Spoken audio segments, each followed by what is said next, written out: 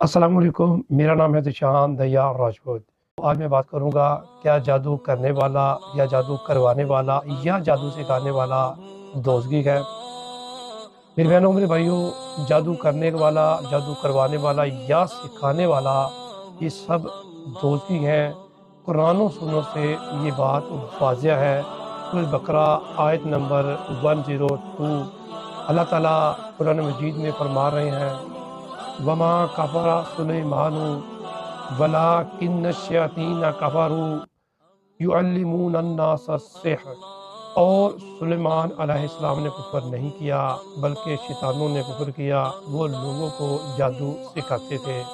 اس آیت سے یہ صاف ظاہر ہوتا ہے کہ جادو کرنے والا اور کروانے والا دوزی ہے، کیونکہ سلیمان علیہ السلام نے کفر نہیں کیا، شیطانوں نے کفر کیا، وہ لوگوں کو جادو سکھاتے تھے، اور جو جادو سکھاتا ہے یا جادو کرتا ہے یا جادو کرواتا ہے ان کا ٹھکانہ سوائے جہنم کے اور کچھ نہیں۔